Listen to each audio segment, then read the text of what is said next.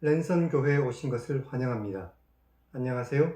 슬기로운 신앙생활, 매일 하나님과 친밀한 교제를 나누는 묵상, 메밀묵 한정민 목사입니다. 날이 점점 더 따뜻해져 가고 있습니다. 날이 따뜻하다는 것을 넘어 덥다고 느껴질 정도죠. 아침과 저녁은 기온이 낮은데 한낮은 여름이 온 것이 아닌가 싶을 만큼 덥습니다. 우리는 이럴 때일수록 건강에 더 유의해야겠지요. 그런데 우리는 이런 일교차가 심한 날씨처럼 차가웠다 더웠다를 반복해가며 살아갑니다.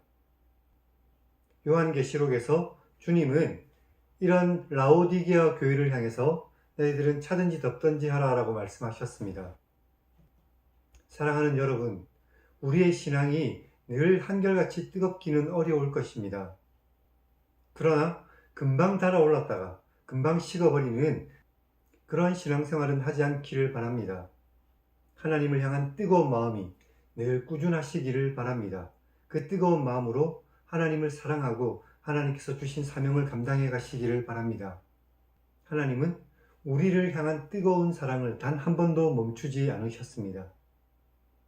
오늘 메밀묵을 통해 하나님의 말씀을 읽고 우리를 향한 그 뜨거운 사랑을 주시는 하나님을 다시 만나 하나님을 향한 뜨거운 열정으로 이 세상 가운데서 살아가는 복된 여러분들이 다 되시기를 주님의 이름으로 축원합니다.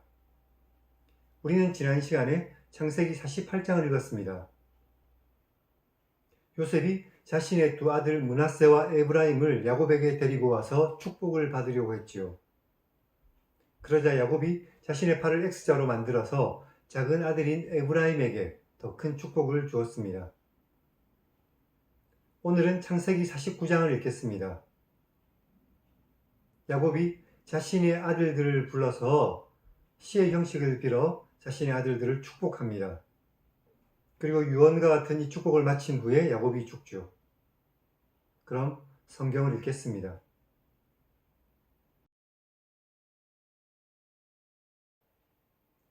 야곱이 그 아들들을 불러 말했습니다.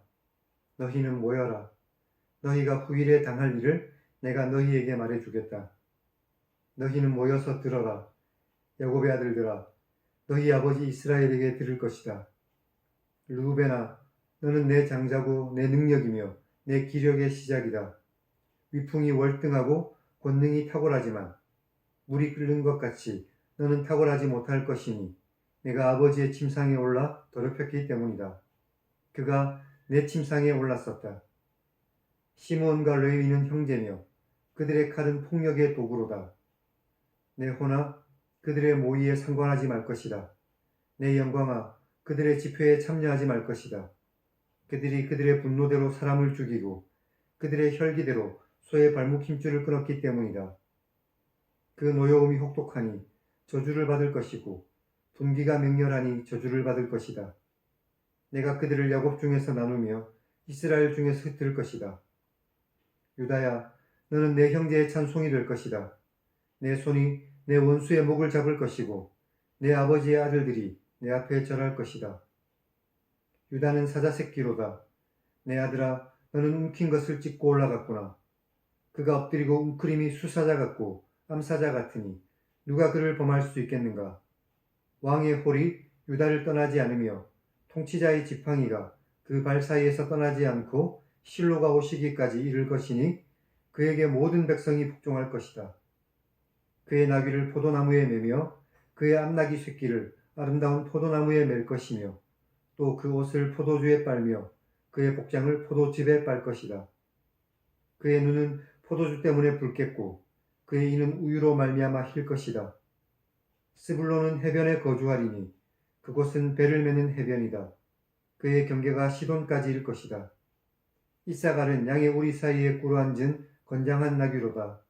그는 쉴 곳을 보고 좋게 여기며 토지를 보고 아름답게 여기고 어깨를 내려 짐을 메고 앞지 아래에서 숨길 것이다. 다는 이스라엘의 한 지파같이 그의 백성을 심판할 것이다. 다는 길섭의 뱀이며 샛길의 독사로다. 말굽을 물어서 그 탄자를 뒤로 떨어지게 할 것이다. 여호와여, 저는 주의 구원을 기다립니다. 갓은 군대의 추격을 받지만 도리어 그 뒤를 추격할 것이다.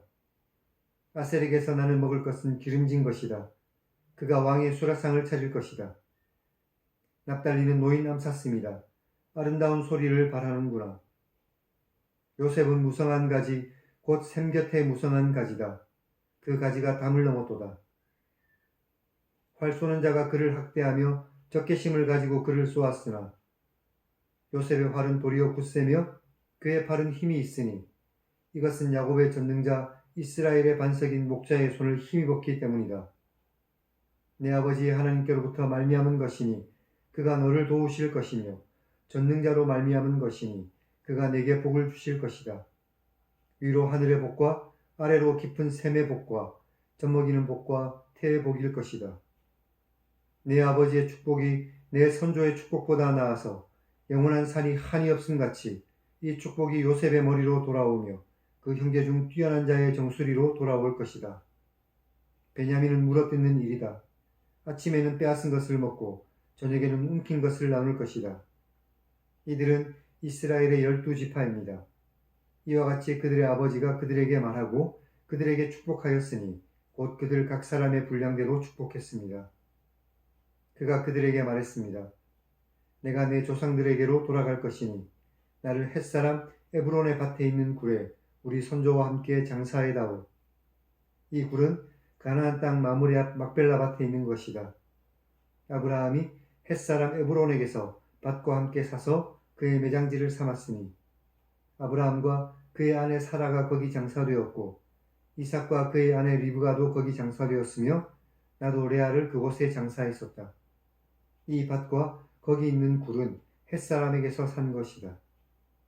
야곱이 아들에게 명하기를 마치고 그 발을 침상에 모으고 숨을 거두니 그의 백성에게로 돌아갔습니다.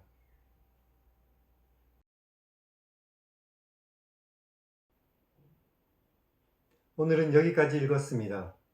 오늘 성경은 우리가 흔히 말하는 야곱의 축복이 기록되어 있는 성경입니다. 그런데 읽어보면 야곱이 하는 말이 모두 다 축복인 것처럼 느껴지지는 않습니다.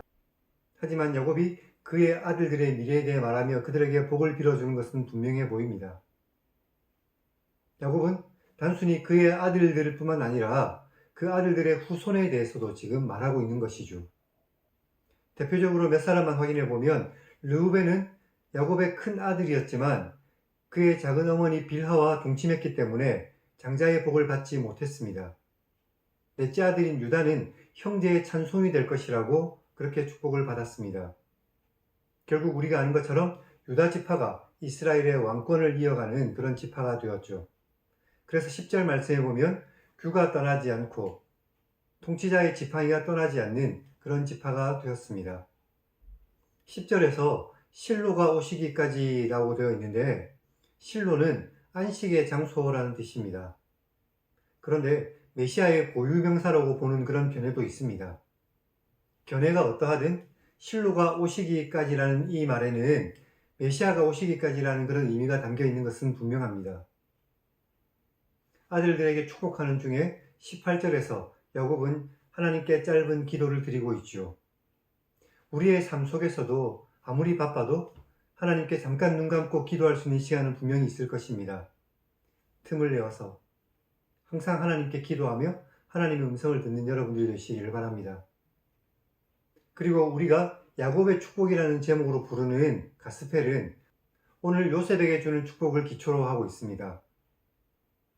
야곱은 요셉에게 하나님께서 주시는 모든 복을 다 주기를 기원하고 있습니다. 그리고 미래의 요셉의 두 번째 아들인 에브라임 지파는 유다 지파와 견줄 만한 이스라엘의 대표 지파가 되죠. 특별히 남유다와 북이스라엘로 나라가 나누어졌을 때 북이스라엘의 중심이 바로 에브라임 지파였습니다. 자신의 아들들에게 축복하는 것을 마친 야곱이 다시 한 번 더 자신의 아들들에게 자신이 죽으면 막벨라 굴에 장사 지내주기를 부탁하죠. 그리고 야곱이 숨을 거둡니다. 야곱 역시 언젠가 하나님께서 자신의 후손들을 가나안 땅으로 인도하실 것이라는 것을 분명히 믿고 있는 것입니다. 그럼 이제 하나님 1인칭 시점의 성경 읽기를 시청하시기 바랍니다.